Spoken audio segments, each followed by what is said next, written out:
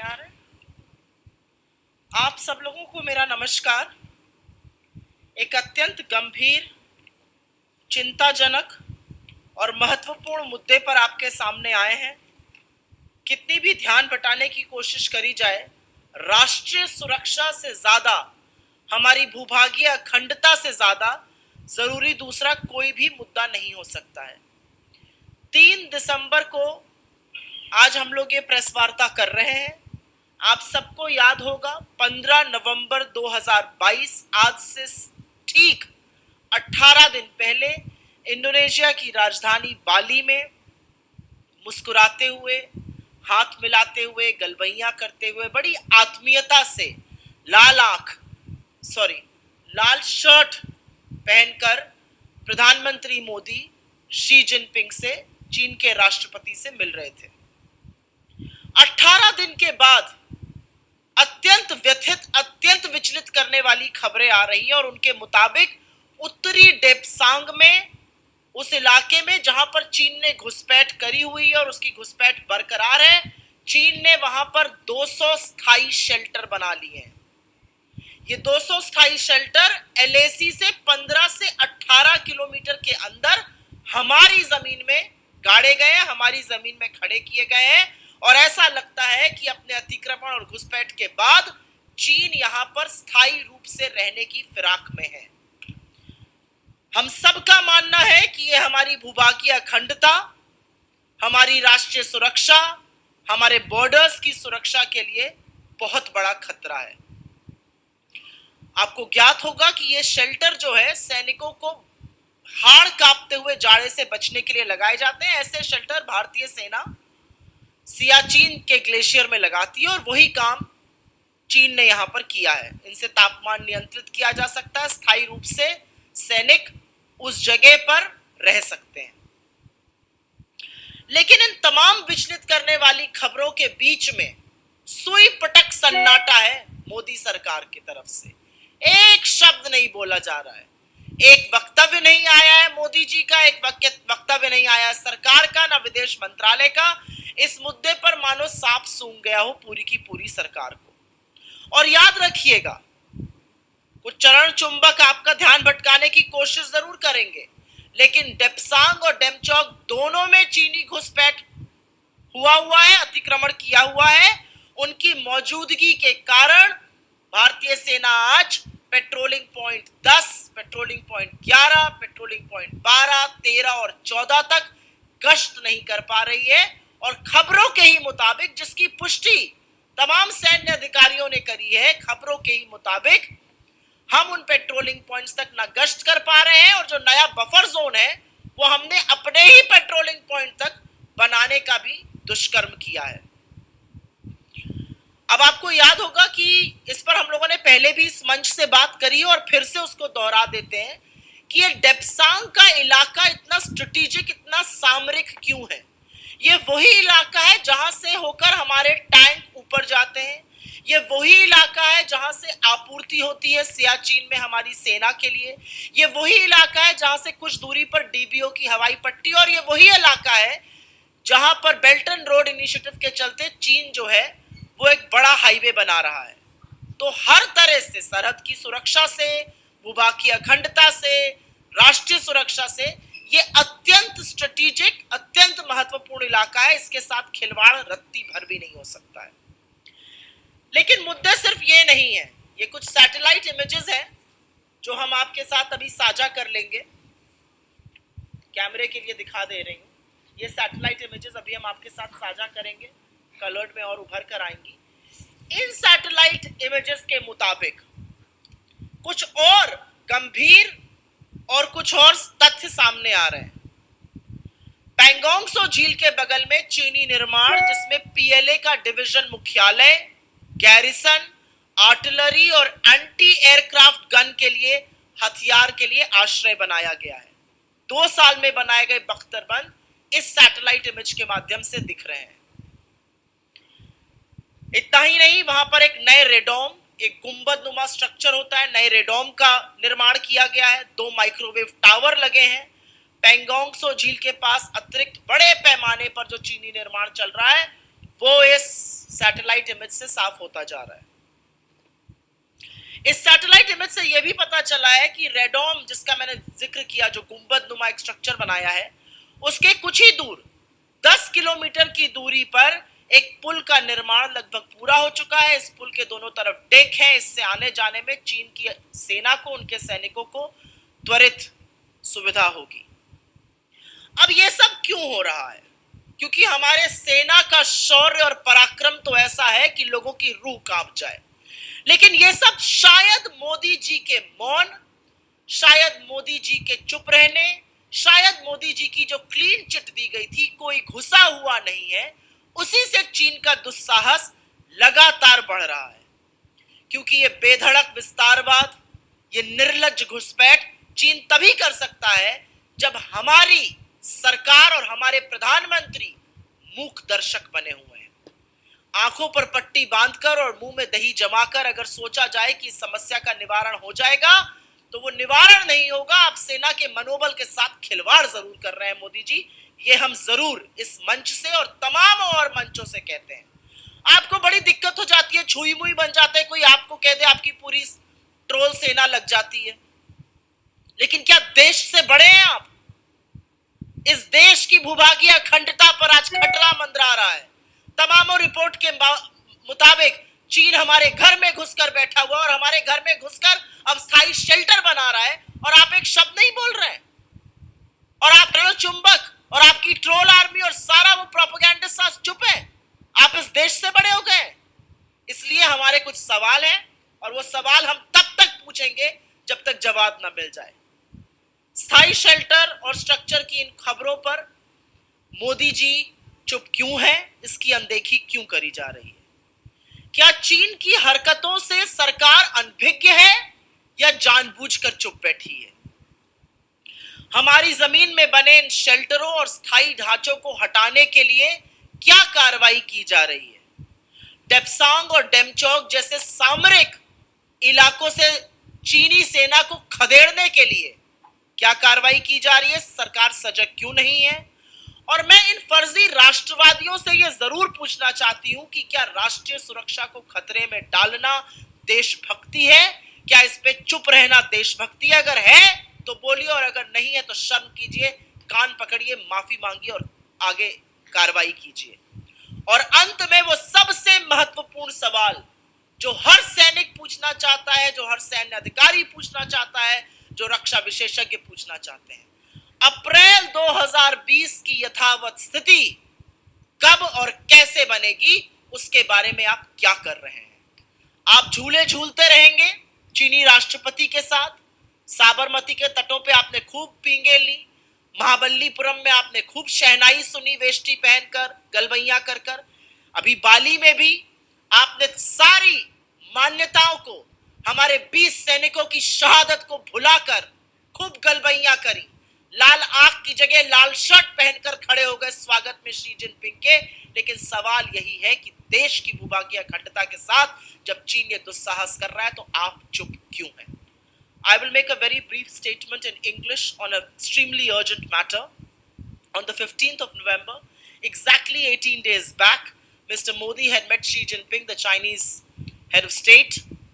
He was seen hugging him, and he wasn't showing angry red eyes. He was in fact adorning a red shirt. And I wonder, what did he talk about? Because he met Xi Jinping. This was after the supreme sacrifice of 20 of our brave hearts. But exactly 18 days later, we are now being told that in the area of Depsang, China has built permanent structures, permanent shelters. These temperature-regulated shelters help any army personnel to be stationed permanently at any place. 200 such shelters have been built by China in our territory, 15 to 18 kilometers inside the LAC. Why has there not been a single statement from Mr. Modi, his government, or the MEA? Remember very clearly that Depsang and Demchok are extremely strategic places for us. Also remember very clearly that China continues to occupy large parts of the territory in the Depsang area.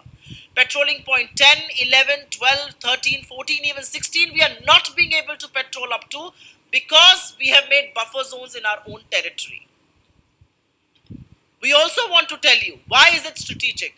Because it is through this route that we ensure supplies to the Siachen area. It is through this route where our tanks go through. It is through this route where the DBO airstrip is. And it is also in this area where China is building the Belt and Road Initiative. A huge highway there. But that's not all. There are images that I have here and images that we will share with you, far clearer images.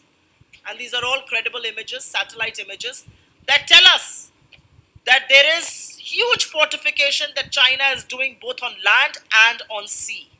In fact, around the Pangsong So Lake area, China has built a PLA division headquarter, a garrison, artillery, and anti-aircraft gun shelter. That's not all. A radome has been built, 2 microwave towers have been built, a pool has been built, a bridge has been built, which has decks on both sides, and this ensures easy passage of Chinese army. So where is China getting the courage to do what it is doing?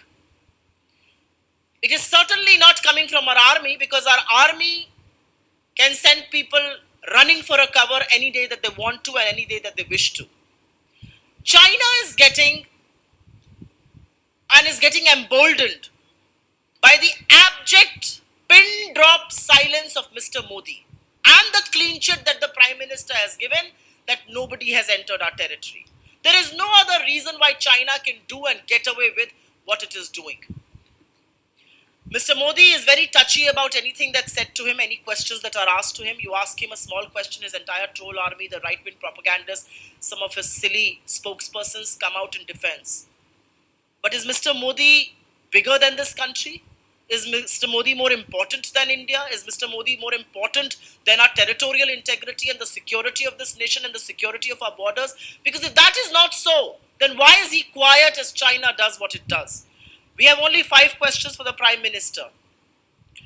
Why is he looking in the other direction when permanent shelters, permanent fortifications are being built by China in the Depsang and the Demchok area? What steps are being taken to remove these structures and fortifications? What steps are being taken to push away the Chinese from the Depsang and the Demchok area? And more importantly, what is nationalism? You are so eager to issue certificates of nationalism to anybody that you warrant to. Is nationalism looking the other way and keeping your eyes shut and meeting the Chinese president with your open arms after 20 of your brave hearts have died? I think questions will be raised, and most importantly, the one question that the Indian armed forces are raising, the one question that several army personnel, past and present, are raising, defense experts are raising, is when will India return to status quo ante April 2020? And what steps are being taken to ensure status quo ante April 2020 is restored? These are important questions and we will continue to ask them. Mr. Modi may continue to hide behind his troll army, but that will not stop us from asking these questions. हम वो कायर नहीं है जो चीन का नाम सुनकर चुप हो जाएंगे. हम सवाल पूछेंगे, चीन को पीछे धकेलेंगे और आपसे जवाबदेही तय कराएंगे. Questions are welcome, please. Suomoto first. अगर चीन पर और इस अतिक्रमण पे कोई सवाल हो तो पहले आप उसको पूछ लीजिए. We will raise it in every fora that we have access to, including the Indian Parliament. Because I think the people of this country deserve to know what is happening in China, and the people of this country deserve to know why is Mr. Modi so conspicuously silent. प्रधानमंत्री की चुप्पी अब यह देश बर्दाश्त नहीं कर सकता है. चीन जैसे मसले पर जब प्रधानमंत्री गलबैयां कर रहे हैं शी जिनपिंग के साथ, तो यह भी बताएं कि क्या बातें करते हैं. क्यों नहीं उनसे कहते हैं कि आप हमारी टेरिटोरियल इंटेग्रिटी में दखल अंदाजी कर रहे हैं. परमानेंट शेल्टर चीन बना रहा है, प्रधानमंत्री उनको सर्टिफिकेट दे रहे हैं, कोई घुसा हुआ नहीं है. बिल्कुल इस मुद्दे को, इस मामले को हर उस फोरम पे उठाया जाएगा जहां पर हमें एक्सेस है.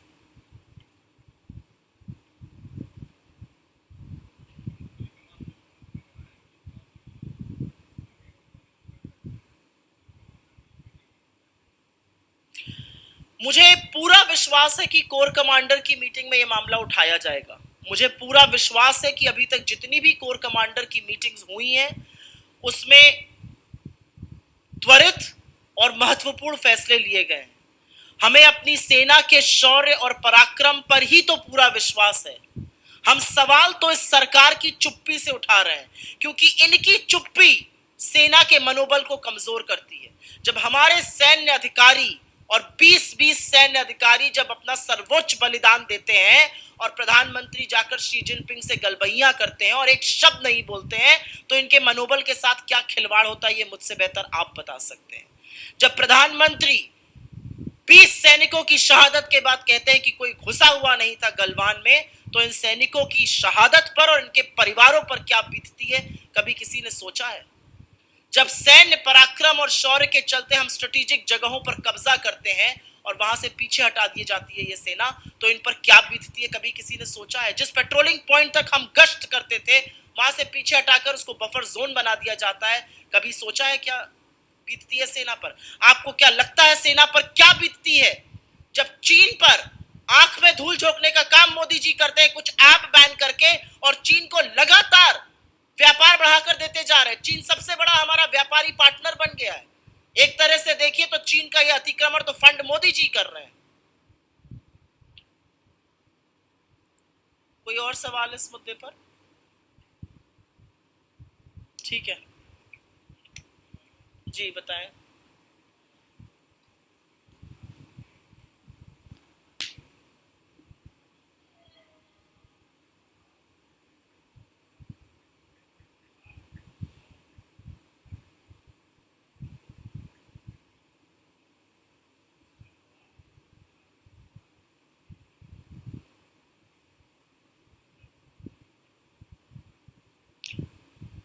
देखिए, मैं एक बात तो बहुत पते से ये बता दूं, प्रधानमंत्री हैं, उनकी हम सब इज्जत करते हैं, उनके पद की गरिमा की इज्जत करते हैं। प्रधानमंत्री भी तो अपने पद की गरिमा को बचा के रखें।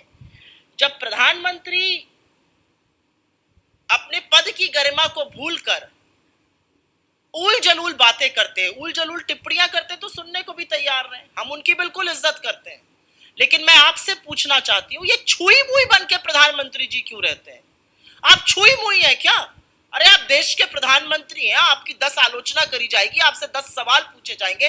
देश ने आपको चुनकर इतने सर्वोच्च पद पर बिठाया, तो आपकी जवाबदेही तय नहीं होगी।